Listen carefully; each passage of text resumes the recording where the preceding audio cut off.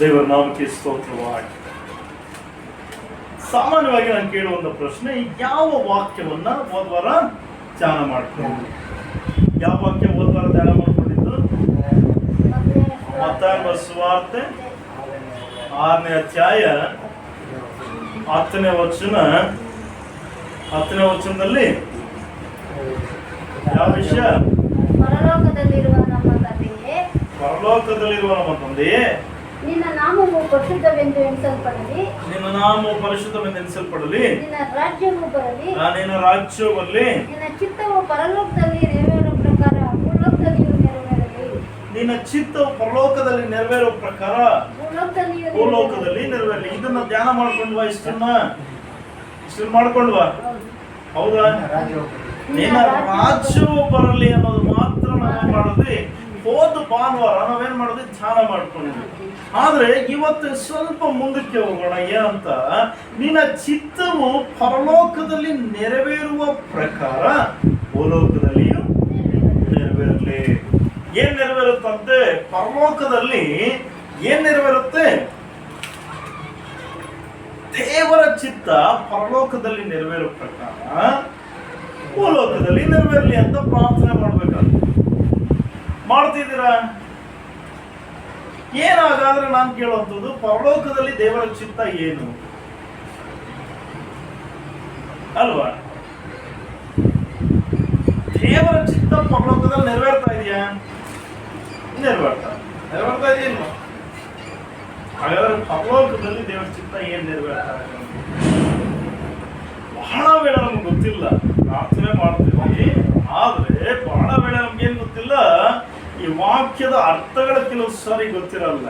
ಪರಲೋಕದಲ್ಲಿ ದೇವರ ಚಿತ್ತ ನೆರವೇರಲ್ಪಡ್ತಾ ಇದೆ ಅಂತ ಹೇಳಿದ್ರೆ, ದೇವರು ಹೇಳಿದ ಹಾಗೆ ಪರಲೋಕದಲ್ಲಿ ನೆರವೇರ್ತಾ ಇದೆ.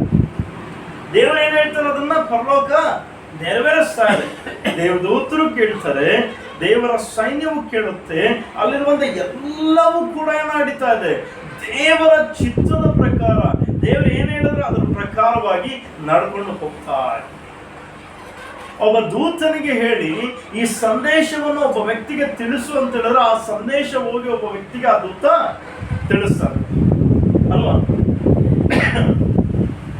ದೇವರು ಒಬ್ಬ ವ್ಯಕ್ತಿಯ ಕುರಿತಾಗಿ ಕಾಪಾಡುವಂತ ಒಬ್ಬ ದೂತನಿಗೆ ಹೇಳಿದ್ರೆ, ಆ ವ್ಯಕ್ತಿಯನ್ನ ದೇವರ ದೂತನು ಬಂದು ಕಾಪಾಡ್ತಾನೆ. ದೇವರು ಹೇಳಿದ ಹಾಗೆ, ದೇವರ ಮನಸ್ಸಿನ ಆಲೋಚನೆ ಪ್ರಕಾರ ದೇವರು ಹೇಳಿದ ಹಾಗೆ ನಡೆಯುವಂಥದ್ದು ದೇವರ ಚಿತ್ತ. ಪರಲೋಕದ ದೇವರ ಚಿತ್ತ ಏನ್ ನಡೀತಾ ಇದೆ? ದೇವರ ನಿತ್ಯವೂ ಕೂಡ ಆರಾಧನೆ ನಡೀತಾ ಇದೆ. ಅದು ದೇವರ ಚಿತ್ತ. ಪರಲೋಕದಲ್ಲಿ ಯಾವ ಜಗಳಗಳು ಇಲ್ದಿರ ಸಮಾಧಾನ ಇದೆ, ಅದು ದೇವರ ಚಿತ್ತ. ಒಬ್ಬ ದೇವರನ್ನ ಪ್ರೀತಿಸುವಂತ ಎಲ್ಲಾ ವ್ಯಕ್ತಿಗಳು ದೇವರನ್ನ ಪ್ರೀತಿಸಿ ದೇವರ ಜೊತೆಯಲ್ಲಿ ನಡೀತಾ ಇದ್ದಾರೆ, ಅದು ದೇವರ ಚಿತ್ತ. ಇವತ್ತು ಅದನ್ನು ನೆರವೇರ್ತಾ ಇದೆಯಾ? ಭೂಲೋಕದಲ್ಲಿ ಏನ್ ನೆರವೇರ್ತಾ ಅಲ್ಲ? ದೇವರ ಚಿತ್ತ ನೆರವೇರಬೇಕು. ಎಲ್ಲಿ? ನಮ್ಮ ಪ್ರಾರ್ಥನೆ ಏನಾಗ್ಬೇಕಂತೆ? ದೇವರೇ, ನಿನ್ನ ಚಿತ್ತ ಪರಲೋಕದಲ್ಲಿ ನೆರವೇರೋ ಪ್ರಕಾರ ಭೂಲೋಕದಲ್ಲಿ ಯಾವಾಗ ನೆರವೇರಬೇಕು? ದೇವರು ಅಂದುಕೊಂಡ ತಕ್ಷಣಕ್ಕೂ ನೆರವೇರಬೇಕು. ಈಗ ಅಂದುಕೊಂಡ್ರೆ ವರ್ಷಕ್ಕೆ ನೆರವೇರ್ತಾ ಇಲ್ಲ ಅಲ್ವಾ? ಪರಲೋಕದಲ್ಲಿ ಹಂಗೆ ನೆರವೇರ್ತಾ ಇದೆಯಾ? ದೇವರು ಅಂದುಕೊಂಡಿದ್ದೆ ಆಗ್ಲೇ ನೆರವೇರುತ್ತೆ. ಇವತ್ತು ಈ ಲೋಕದಲ್ಲಿ ಏನಾಗ್ತಾ ಇದೆ ಅಂತ ಹೇಳಿದ್ರೆ, ಮನುಷ್ಯನು ದೇವರ ಚಿತ್ತಕ್ಕೆ ಒಳಪಡದೆ ನಡೀತಾ ಇರ್ತಾನೆ. ಒಳಪಡ್ತವನ? ದೇವ್ರ ಮಾತು ಕೇಳ್ತಾವ್ರ ಅಲ್ವಾ? ಇವತ್ತು ಭಾನುವಾರ ಅಲ್ವಾ? ಏನ್ ಮಾಡ್ಬೇಕು? ಭಾನುವಾರ ಬರ್ತಾ ಇದೀವ? ಭಾನುವಾರ ಸಭೆಯಲ್ಲಿ ಇರುವಂತದ್ದು ದೇವರ ಚಿತ್ತ. ಆದ್ರೆ ಭಾನುವಾರ ಫಂಕ್ಷನ್ ಅಲ್ಲಿ ಇರುವಂತದ್ದು ನಮ್ಮ ಆಲೋಚನೆ. ಹೊರಗಡೆ ಊರಿಗೆ ಹೋಗುವಂಥದ್ದು ನಮ್ಮ ಆಲೋಚನೆ. ಹಾಗಾದ್ರೆ ಈ ಲೋಕದಲ್ಲಿ ದೇವರ ಚಿತ್ತ ನೆರವೇರ್ತಾ ಇದೆ, ನಮ್ಮ ಚಿತ್ತ ನೆರವೇರ್ತಾ ಇದೆ? ನಮ್ಮನೇ ನೆರವೇರ್ತಾ ಇರುವಂಥದ್ದು. ನಮ್ಮ ಚಿತ್ತ ನೆರವೇರಬಾರ್ದು, ದೇವರ ಚಿತ್ತ ನೆರವೇರುವಂಥದ್ದಾಗಿರ್ಬೇಕು. ಇವತ್ತು ಪ್ರಾರ್ಥನೆಯಲ್ಲಿ ನಾವು ಬೇಡ್ಕೋಬೇಕಾದಂಥ, ದೇವರೇ ನಿನ್ನ ಚಿತ್ತ ಭೂಲೋಕದಲ್ಲಿ ನೆರವೇರ. ಏನ್ ನೆರವೇರ್ಬೇಕು? ಭೂಲೋಕದಲ್ಲಿ. ಭೂಲೋಕದಲ್ಲಿ ಅಂತ ಹೇಳಿದ್ರೆ ಪ್ರತಿಯೊಬ್ಬ ಮನುಷ್ಯನಲ್ಲಿ ಕೂಡ ಏನಾಗ್ಬೇಕು? ದೇವರೇ ನಿನ್ನ ಚಿತ್ತ ನೆರವೇರಲಿ. ಪ್ರತಿಯೊಬ್ಬರಲ್ಲಿ ಏನಾಗ್ಬೇಕು? ನಿನ್ನ ಸಮಾಧಾನ ತುಂಬಿಕೊಳ್ಳಿ. ಪ್ರತಿಯೊಬ್ಬರಲ್ಲಿ ನಿನ್ನ ನಡವಳಿಕೆಗಳು ತುಂಬಲ್ಪಡಲಿ. ಪ್ರತಿಯೊಬ್ಬರಲ್ಲಿ ಕೂಡ ದೇವರ ರೀತಿಯಲ್ಲಿ ದೇವರ ಆಲೋಚನೆಗಳು ತುಂಬಲ್ಪಡಲಿ. ಇವತ್ತೇನು ತುಂಬಲ್ಪಡಬೇಕು? ದೇವರ ಚಿತ್ತ. ಜಗಳ ಬಿಟ್ಟು ಹೋಗ್ಬೇಕು, ಬಾಯಿ ಮನಸ್ಸು ಬಿಟ್ಟು ಹೋಗ್ಬೇಕು, ಕೋಪಗಳು ಬಿಟ್ಟು ಹೋಗ್ಬೇಕು. ಎಲ್ಲರಲ್ಲಿ ತಾಳ್ಮೆ ಅನ್ನೋಂಥದ್ದು ತುಂಬಲ್ಪಡಬೇಕು. ದೇವರಿಗೆ ತಾಳ್ಮೆ ಇಲ್ವಾ? ದೇವರು ಅದನ್ನೆಂತಾನೆ ಬಯಸುವಂಥದ್ದು. ಅದು ನಮ್ಮಲ್ಲಿ ತುಂಬಲ್ಪಡಬೇಕು. ದೇವರು ಹೇಳಿದ್ರು ಅಂತ ಹೇಳಿದ್ರೆ ಕೇಳುವಂಥದ್ದು ಪ್ರತಿಯೊಬ್ಬರಲ್ಲಿ ಕಾರಣ. ಇವತ್ತು ದೇವರ ಮಾತನ್ನ ಯಾರು ಕೇಳ್ತಾ ಇದ್ದಾರೆ? ಯಾರು ಕೇಳ್ತಾ ಇದ್ದಾರೆ ಹೇಳಿದ್ರು ನೋಡೋಣ.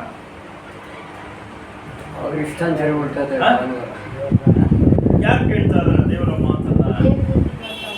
ದೇವದೂತರು ಕೇಳ್ತಾ ಇದಾರೆ.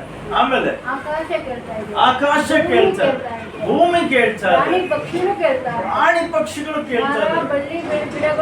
ಅಲ್ವಾ? ಮರ ಗಿಡಗಳು ಕೂಡ ದೇವರ ಮಾತನ್ನ ಕೇಳ್ತಾ ಇದ್ದಾರೆ. ಆದ್ರೆ ಕೇಳದೇ ಇರುವಂತದ್ದು ಮನುಷ್ಯನ ಮಾತ್ರ. ನೋಡಿ, ಸೃಷ್ಟಿಯನ್ನೆಲ್ಲ ದೇವರು ಸೃಷ್ಟಿ ಮಾಡುವಾಗ ಆದಿ ಕಾರಣದಲ್ಲಿ ಮೊದಲನೇ ಅಧ್ಯಾಯದಲ್ಲಿ ನೋಡುವಾಗ ದೇವರು ಉಂಟಾಗಲಿ ಅಂತ ಹೇಳುವಾಗ ಉಂಟಾಯ್ತು ಅಲ್ವಾ? ಎಲ್ಲವನ್ನು ಸೃಷ್ಟಿ ಮಾಡಿದ್ರು. ಮೊದಲೇನ್ ಬಂತು? ಆಕಾಶ, ಭೂಮಿ, ಆಕಾಶಗಳನ್ನ ದೇವರು ಉಂಟು ಮಾಡಿದ್ರು. ಆಮೇಲೆ ಏನು ಉಂಟು ಮಾಡಿದ್ರು? ನೀರುಗಳನ್ನ ಉಂಟು ಮಾಡಿದ್ರು. ಮೇಲ್ಗಡೆ ನೀರು, ಕೆಳಗಡೆ ನೀರು, ಗುಮ್ಮಟಗಳನ್ನ ಉಂಟು ಮಾಡಿದ್ರು. ಆಮೇಲೆ ಸಕಲ ವಿಧವಾದಂತ ಪಲ್ಯಗಳಿಗೆ ಹಣ್ಣುಗಳು, ಪ್ರತಿಯೊಂದು ತರಕಾರಿಗಳನ್ನ ಉಂಟು ಮಾಡುವಂತ ಮರ ಗಿಡ ಪ್ರತಿಯೊಂದನ್ನು ಉಂಟು ಮಾಡಿದ್ರು. ಆಮೇಲೆ ಸೂರ್ಯ ಚಂದ್ರರನ್ನ ಉಂಟು ಮಾಡಿದ್ರು, ನಕ್ಷತ್ರಗಳನ್ನ ಉಂಟು ಮಾಡಿದ್ರು. ಆಮೇಲೆ ಸಕಲ ವಿಧವಾದಂತ ಕ್ರಿಮಿ ಕೀಟಗಳನ್ನ ಉಂಟು ಮಾಡಿದ್ರು. ಎಲ್ಲಾ ರೀತಿಯಾದಂತ ಜಲಚರ ಪ್ರಾಣಿಗಳನ್ನ ಉಂಟು ಮಾಡಿದ್ರು. ಎಲ್ಲವನ್ನು ಉಂಟು ಮಾಡಿದ ಮೇಲೆ ದೇವರೇನ್ ಮಾಡಿದ್ರಂತೆ? ಮನುಷ್ಯನ ಸೃಷ್ಟಿ ಮಾಡುವಾಗ ದೇವರು ಶ್ರೇಷ್ಠವಾಗಿ ಏನ್ ಮಾಡಿದ್ರು? ಉಂಟು ಮಾಡಿದ್ರು. ಹೆಂಗಿರ್ಬೇಕು? ನನ್ನ ರೀತಿ ಇರಬೇಕು. ಹೆಂಗಿರ್ಬೇಕು? ನನ್ನ ರೀತಿ ಇರಬೇಕು ಅಂತ ಹೇಳಿದ್ರೆ ಅವರ ಹಾಗೆ ನಮ್ಮ ನಡವಳಿಕೆಗಳು ಇರಬೇಕು. ಹೆಂಗಿರ್ಬೇಕು? ನಮ್ಮ ನಡವಳಿಕೆ, ಕ್ರಿಯೆ, ಮಾತು ಪ್ರತಿಯೊಂದು ಯಾವ ರೀತಿ ಇರಬೇಕು? ದೇವರ ರೀತಿಯಲ್ಲಿ ಇರಬೇಕು. ಅದನ್ನ ಬಿಟ್ಟು ನಾವೇನ್ ಮಾಡ್ತಾ ಇದೀವಿ? ನಮ್ದೇ ಆದಂತ ಸ್ವಂತ. ಇದು ಯಾರಿಂದ ಬರ್ತಾ ಇದೆ? ದೇವರಿಂದ ಬರ್ತಾ ಇರುವಂತದ್ದಲ್ಲ. ಯಾರಿಂದ ಬರ್ತಾ ಇದೆ? ಇನ್ನೊಬ್ಬರಿಂದ ಬರ್ತಾ ಇರುವಂತದ್ದು. ನಾವು ದೇವರ ಸ್ವರೂಪದಲ್ಲಿ, ದೇವರ ಹೋಲಿಕೆಗೆ ಸರಿಯಾಗಿ ದೇವರ ರೀತಿಯಲ್ಲಿ ಉಂಟಾಗಲ್ಪಟ್ಟಾಗ ದೇವರ ರೀತಿಯಾದಂಥ ಮಾತುಗಳು ಬರಬೇಕು, ದೇವರ ರೀತಿಯಾದಂಥ ನಡವಳಿಕೆ ಬರಬೇಕು, ದೇವರ ರೀತಿಯಾದಂಥ ಕ್ರಿಯೆಗಳು ತುಂಬಲ್ಪಡಬೇಕು. ಆದರೆ ನಮ್ಮ ನಡವಳಿಕೆಗಳು ಬರ್ತಾ ಇರೋದು ಇನ್ನೊಬ್ಬರ. ದೇವರ ಚಿತ್ತವನ್ನ ನಾವು ನೆರವೇರಿಸ್ತಾ ಇದೀವ? ವಾಕ್ಯ ಹೇಳ್ತಾ ಇದ್ದೇನೆ ಏನಂತ? ಹಳ ಒಡಂಬಡಿಕೆ ಗ್ರಂಥದಿಂದ ಹೊಸ ಒಡಂಬಡಿಕೆವರೆಗೂ ನೋಡಿದ್ರೆ ನೀವು ಹೇಳಿದ ಹಾಗೆ ಪ್ರಕೃತಿ ಕೇಳ್ತಾ ಇದೆ, ಆಕಾಶ ಕೇಳ್ತಾ ಇದೆ, ಭೂಮಿ ಕೇಳ್ತಾ ಇದೆ, ಸಕಲವಾದಂತ ಪ್ರಾಣಿಗಳು ಕೇಳ್ತಾ ಇದೆ, ಸಮುದ್ರನು ಕೇಳ್ತಾ ಇದೆ. ಎಲ್ಲಾನು ಕೂಡ ಭೂಮಿಯಲ್ಲಿರುವಂತ ಎಲ್ಲ ಕೂಡ ಏನ್ ಮಾಡ್ತಾ ಇದೆ? ದೇವರ ಮಾತಿಗೆ ಒಳಪಟ್ಟು ನಡ್ಕೊಂತಾ ಇದೆ. ದೇವರ ಮನಸ್ಸು ಹೇಳದ ಹಾಗೆ ಕೇಳ್ತಾ ಇದೆ. ಮನುಷ್ಯ ಮಾತ್ರ ಏನ್ ಮಾಡ್ತಾ ಇಲ್ಲ? ದೇವರನ್ನ ನಮ್ಮ ಸ್ವಂತ ಆಲೋಚನೆ ಅಲ್ವಾ? ನಾವೇನ್ ಮಾಡ್ತಾ ಇದೀವಿ? ದೇವರ ಆಲೋಚನೆಗೆ ಒಳಪಡ್ತಾ ಇಲ್ಲ. ಮನುಷ್ಯರಾದಂತ ನಾವುಗಳು ನಮ್ಮ ಆಲೋಚನೆಗೆ ಒಳಪಟ್ಟು ನಾವು ಜೀವನ ಮಾಡ್ತಾ ಇದ್ದೀವಿ. ಹಾಗಾದ್ರೆ ದೇವರ ವಾಕ್ಯ ಹೇಳ್ತಾ ಇರುವಂತದ್ದೇನು? ದೇವರ ಚಿತ್ತ ಎಲ್ಲಿ ನೆರವೇರಬೇಕು? ಲೋಕದಲ್ಲಿ ನೆರವೇರಬೇಕು. ಇಲ್ಲೇ ನೆರವೇರಲ್ಪಡಬೇಕು. ದೇವರ ಚಿತ್ತ ಯಾರಲ್ಲಿ ನೆರವೇರಲ್ಪಡಬೇಕು ಅಂದ್ರೆ ದೇವರನ್ನ ಪ್ರೀತಿಸುವಂತ ನಮ್ಮಲ್ಲಿ ಮೊದಲು, ಹೊರಗಡೆಯವರ ಹತ್ರ ಅಲ್ಲ. ಮೊದಲು ನೆರವೇರ್ಬೇಕಾಗುವಂಥದ್ದು ನಮ್ಮ ಒಳಗಡೆ ನೆರವೇರ್ಪಡಬೇಕು. ಮನುಷ್ಯರಾದಂತ ದೇವರನ್ನು ಪ್ರೀತಿಸುವ, ದೇವರನ್ನು ಕಂಡುಕೊಳ್ಳುವಂತ ನಮ್ಮಲ್ಲಿ ಮೊದಲು ಏನಾಗಬೇಕು? ನೆರವೇರಬೇಕು. ಫಸ್ಟ್ ನಮ್ಮಲ್ಲಿ ಏನಿರಬೇಕು, ದೇವರು ಹೇಳುವಂತ ಮಾತನ್ನ ಕೇಳುವಂತ ಸ್ಥಿತಿಯಲ್ಲಿ ನಾವು ಇರಬೇಕು. ಯಾರು ಕೇಳಬೇಕು? ನಾವೇ ಕೇಳಿದ್ರ ಮತ್ತೊಬ್ರು ಕೇಳ್ತಾ ಇಲ್ಲ ಅಂತ ಹೇಳಿದ್ರೆ ಯಾರು ಕೇಳ್ತಾರೆ? ಯಾರು ಕೇಳಲ್ಲ. ಇವತ್ತು ಮೊದಲು ಕೇಳಬೇಕಾಗಿರುವಂಥದ್ದು ನಾವು ದೇವರ ವಾಕ್ಯವನ್ನ, ದೇವರ ಮಾತನ್ನ ಕೇಳುವಂತವರಾಗೋಣ. ದೇವರ ವಾಕ್ಯ ಹೇಳ್ತಾ ಇರುವಂಥದ್ದು ಸಕಲವಿರುವಂತ ಪ್ರಾಣಿಗಳು ಕೇಳುತ್ತೆ.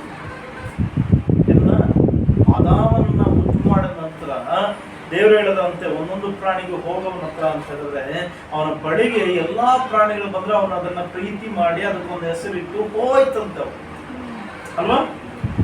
ವಾಕ್ಯ ಹೇಳ್ತಾ ಇದೆ ತಾನೆ. ಆದ್ರೆ ಮನುಷ್ಯನನ್ನ ಸೃಷ್ಟಿ ಮಾಡಿದ್ಮೇಲೆ ಮನುಷ್ಯ ಮಾತು ಕೇಳೋದನ್ನ ನೋಡೋಣ. ಹಿಂಗ್ ಹೋಗ್ಬೇಡ ಅಂತ ಹೇಳಿದ್ರೆ ಏನ್ ಮಾಡ್ತೀವಿ? ಹಂಗೆ ಯಾಕೆ?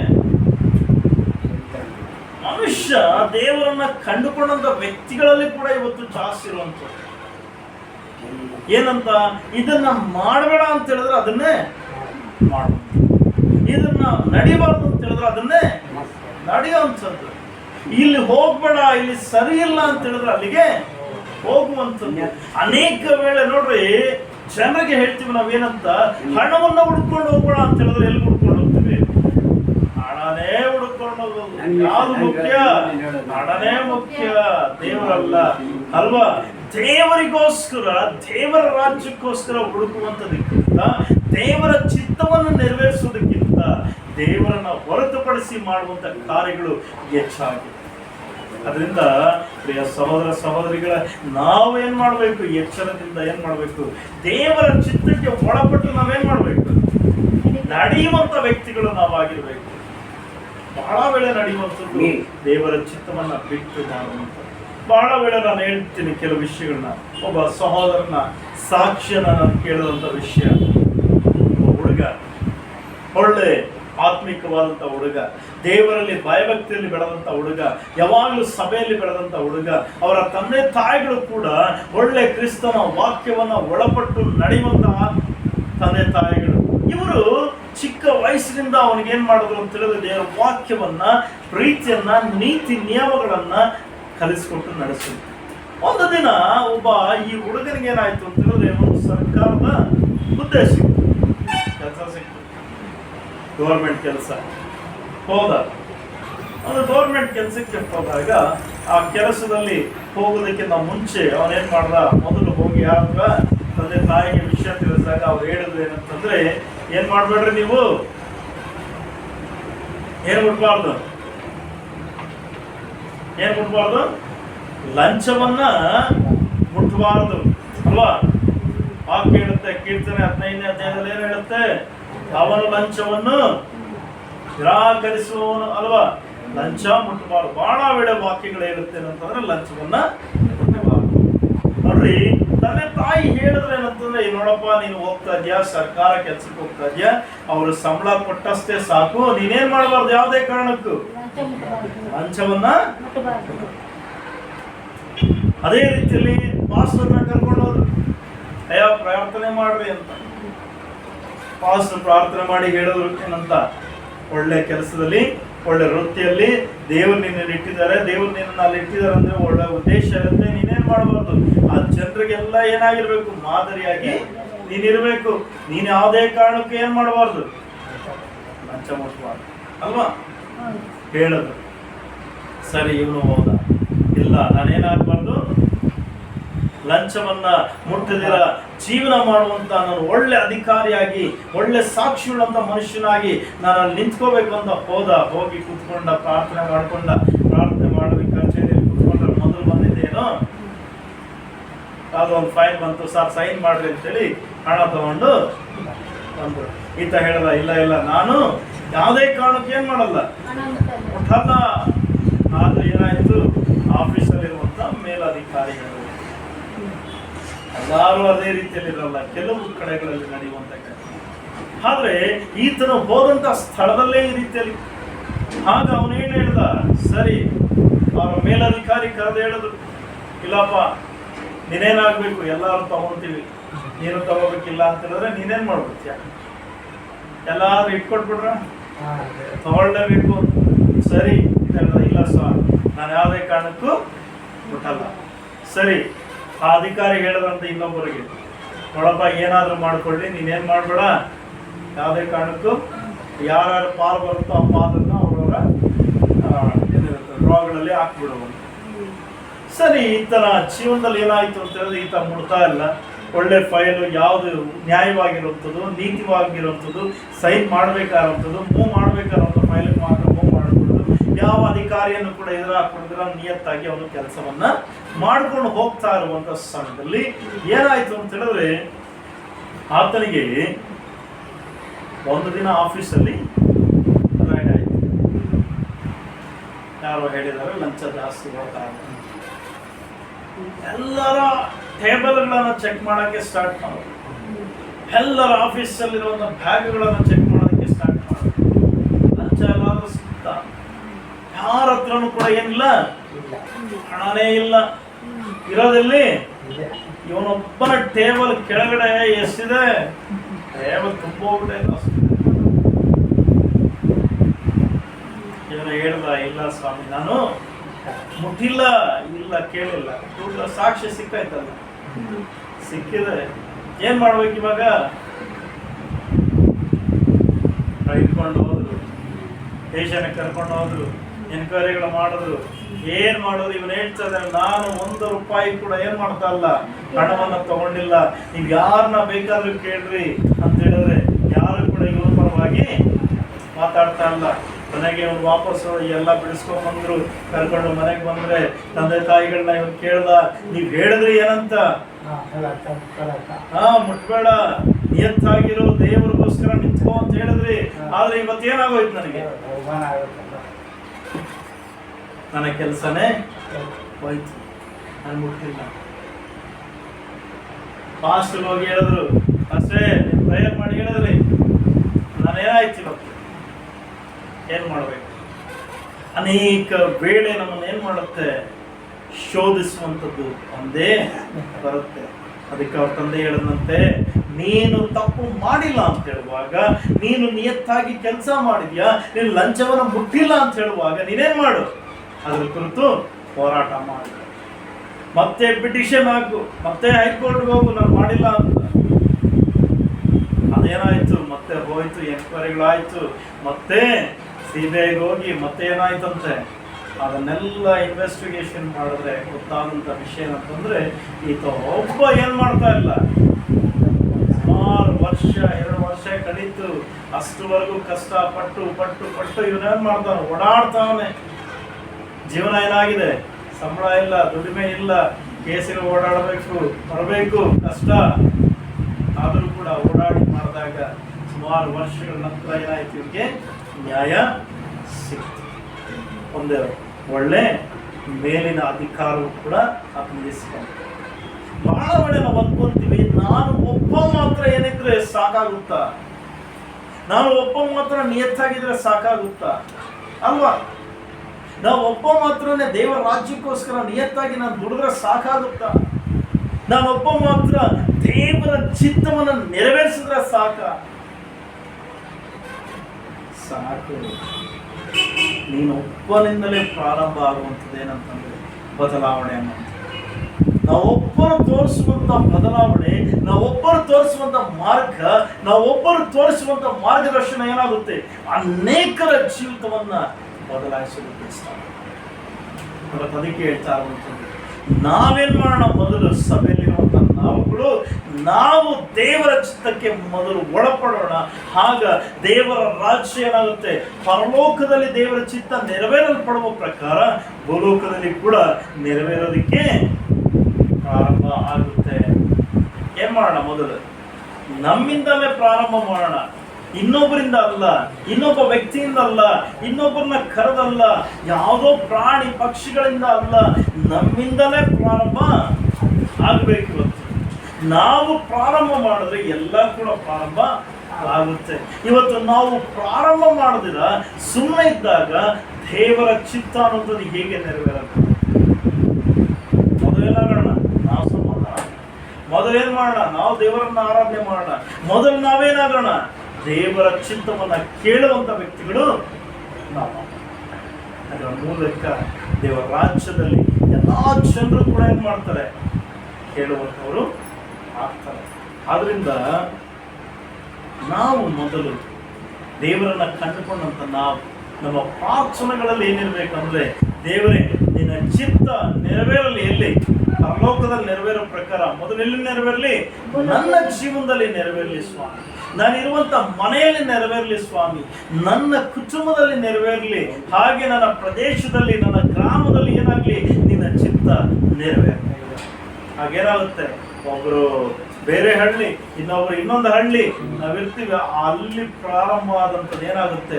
ಎಲ್ಲಾ ಕಡೆಗಳು ಹರಡೋದಕ್ಕೆ ಪ್ರಾರಂಭ.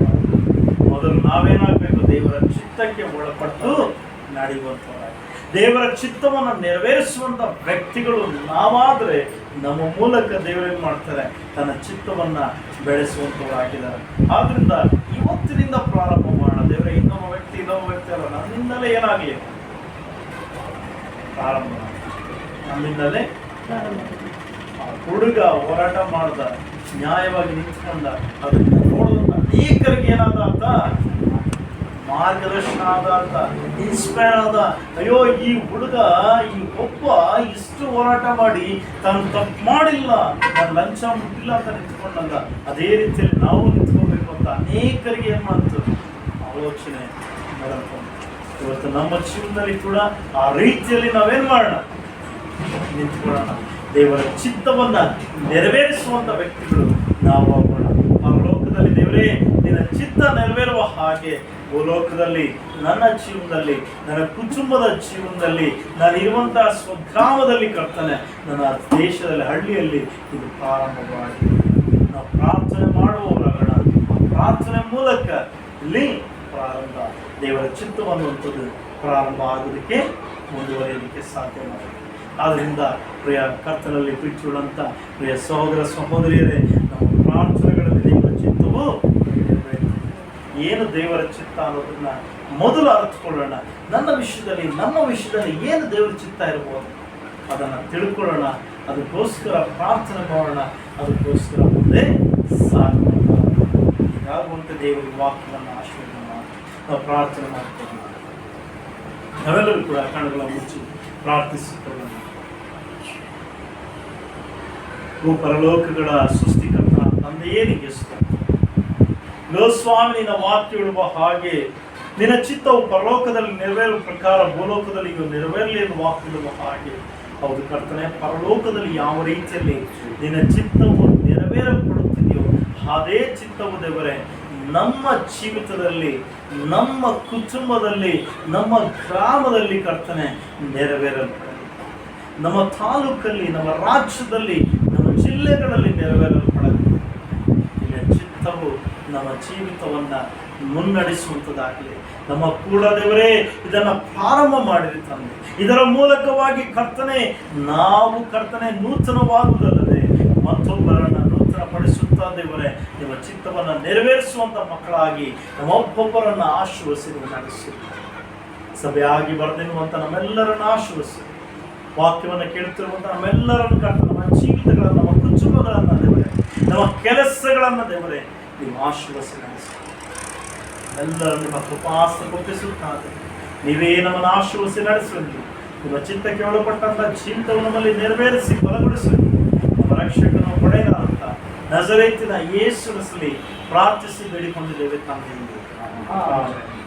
ದೇವರ ಆಶೀರ್ವಾದವನ್ನು ಹೊಂದಿಕೊಳ್ಳೋಣ. ನಮ್ಮ ಕರ್ತನಾದ ಯೇಸು ಕ್ರಿಸ್ತನ ಕೃಪೆಯು, ತಂದೆ ದೇವರ ಪ್ರೀತಿಯು, ಪರಿಶುದ್ಧಾತ್ಮನ ನಡೆಸುವಿಕೆಯು, ದೇವರ ಚಿತ್ತಕ್ಕೆ ಒಳಪಟ್ಟು ನಡೆಯುವಂತಹ ದೇವರ ಕೃಪಾತಿಶಯವು ಈಗಲೇ ಯಾವಾಗಲೂ ನಮ್ಮೆಲ್ಲರ ಸಂಗಡ, ನಮ್ಮ ಕುಟುಂಬಗಳ ಸಂಗಡ ನಿತ್ಯ ಕಾಲವು ನೆರವೇರಲ್ಪಡಲಿ.